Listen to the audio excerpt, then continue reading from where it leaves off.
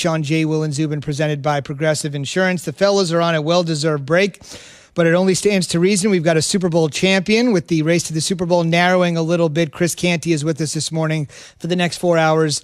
Good morning. Great to see you. Good to see you, Zoo. How you doing? I'm doing great. First things first, I'm doing great, but not nearly as great as the Cleveland Browns. Kevin Stefanski right up there for Coach of the Year. Let's just hear from Kevin Stefanski on the resurgent play of his quarterback, Baker Mayfield. Yeah, I thought Baker was outstanding tonight. He was dialed in. It's really what I expect from him. It's what he expects from himself. It's how he practices. But I really thought he was sharp.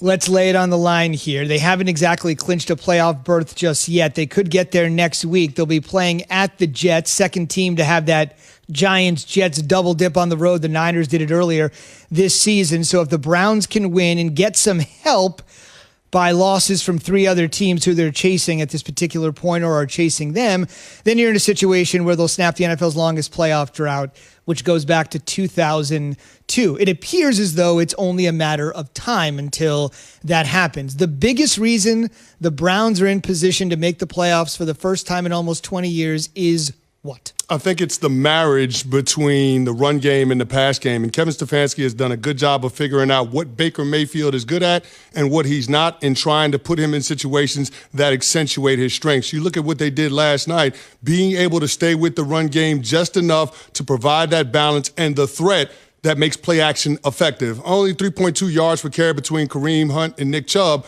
But in those 22 attempts, you keep those linebackers honest, you keep those guys coming downhill, and then you're able to find those voids between the second and third levels of the defense. And Baker Mayfield was surgical last night, only 5 incompletions. And you got to give some love to his offensive line, too, because they kept him clean. Even with Hubbard going out, they still provided clean pockets for him. Only one quarterback hit in 37 dropbacks. So that's impressive that the offensive line could keep him that clean. But I think Baker Mayfield's understanding of what Kevin Stefanski wants to do and Kevin Stefanski's understanding of what his quarterback strengths are, that's what's leading the charge for this late season surge for the Browns. They had 2 95-yard scoring drives, including when one was capped, Jarvis Landry turning around, popping up a 1. Popping up a 3 to pay homage to Odell Beckham Jr. You saw that? Isaac Yiadom for the Giants didn't like that too much. But, I mean, the Giants were shorthanded on the back end. They didn't have James Bradbury. So you knew that their defense would struggle, especially in pass coverage.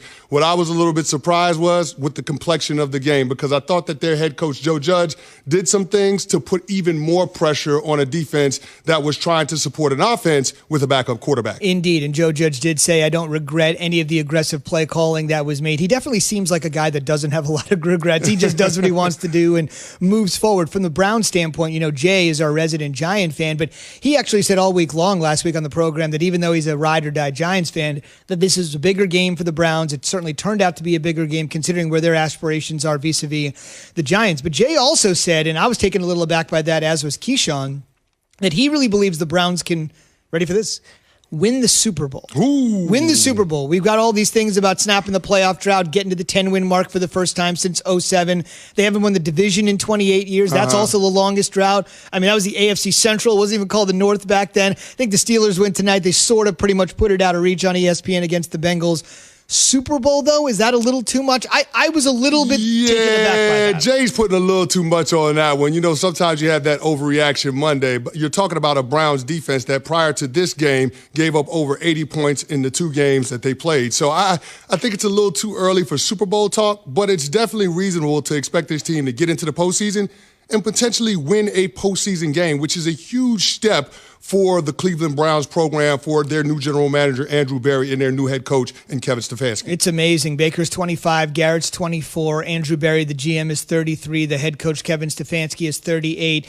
All they do is build, implode, build, implode. Now it feels like they got a nice, young, great foundation to work with. Again, it stands to reason that even though the Browns have won 10 games already this season, and Chris, there's an extra playoff spot available in the AFC and the NFC this year. We got 7 teams making it. You would think, hey, a team gets to 10 wins when more teams than ever are making the NFL playoffs. Yep. That would be enough, but it is still not enough for the Browns. They can clinch a playoff berth next week with the win at the suddenly resurgent, on fire New York Jets, tongue planted firmly in cheek, and then they need losses by Baltimore, the Colts, or the Dolphins to get in. So they need a little bit of help from the opposition of those three teams. Biggest thing here is Baker is really, I mean, look, even in the Monday night loss, I thought he was great. He was great yesterday. You mentioned how efficient he was. Why are you believing in him? What's different about it? Well, I think the timing of the passing game is there now. You know, with Baker Mayfield, some of the things that they were doing in the first half of the season, it just looked a little bit off. But now it feels like it's in sync. And I guess that should be a reasonable expectation that this is the time that they start clicking, given the season that we've had in the offseason. No OTAs, no mini camps, modified training camp schedule. So, you're trying to figure things out on the fly. And I think now is that time where they're hitting that sweet spot. And it's perfect for them because this is when you want to be playing your best football. You want to be going into the playoffs with a lot of momentum, and you can certainly say that about the Cleveland Browns in the way they're playing right now. So you look at Stefanski last year at this time working with the Minnesota Vikings. You extract him from the Vikings, you put him on the Browns, and you look what's happened to the Vikings after that 1-5 start. They got out to a nice building block after that. Now they've lost a couple in a row. Their offense seems to be scuffling a little bit. Meanwhile, he goes to Cleveland. He's been the antidote. He's been the reason for success. Where does he fall to you in the Coach of the Year discussion?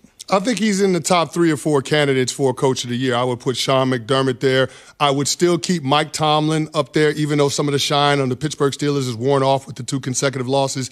Keeping in mind they played 3 games in 12 days and their season has been kind of shuffled due to COVID concerns. So I just think that the fact that he's been able to keep that group together, even with the injuries and Big Ben coming back from the injury that he had with the elbow, I just feel good about the job that Mike Tomlin has done. Sean McDermott's in that conversation as well. So I just think that Stefanski and what he's done and having the potential to get the Cleveland Browns back into the postseason for the first time in 2002 and seemingly stabilizing the organization, you have to give him credit for that. There's no doubt about it. Also, we mentioned Odell was kind of there in spirit. He certainly wasn't there last night. As I mentioned during the touchdown that Landry had, he stood up, popped the 1, popped the 3. Obviously, Odell had so many great moments in that end zone. In the first quarter of the game, there was almost a one-handed catch right where Odell made his famous save right in a that few same years end ago, zone. right? Yep. There's some karma, something going on there last night for the Giants and the Browns. But we've had this discussion all season long, and it seems ridiculous when you say it on its face. But with regards to a little bit less pressure, a little bit regards to Baker having a little bit more say and latitude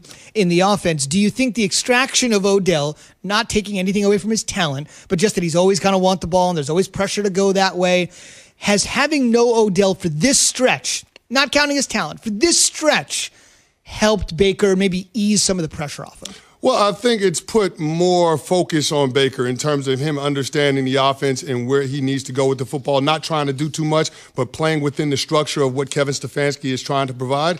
And when you do that, when you play within yourself as a player and you trust the pieces around you, you're going to have success in this league. And I think that's exactly what we're seeing, leaning on the running game when it calls for it, but then being opportunistic with shots and chunk plays downfield. I think that's the most important thing. Baker Mayfield being able to take advantage of the play action as Kevin Stefanski's dialing it up. Coming into yesterday's game, Baker Mayfield was top 5 in yards off of play action. He was second in terms of quarterback rating off of play action. So I have 4th in terms of yards per attempt. So I think that Baker Mayfield has a good feel for what they want to do, and he's not trying to press and do too much. That way you cut down on the turnovers, you cut down on the mistakes, and when the Cleveland Browns play clean football, you can see that this team has a talent level that's going to allow them to compete with anybody. There's no doubt about it, especially after the reputation of being missing on picks left and right. They certainly do seem to have the requisite talent. We're presented by Progressive Insurance. All of our guests on the Shell Pennzoil Performance Line. The college football playoff is set. We'll talk about that this morning at 6:45 a.m. Eastern. Keyshawn J. Will Zubin reminding you to go to ESPN.com/Bowlmania for a chance to win a trip to next year's national championship.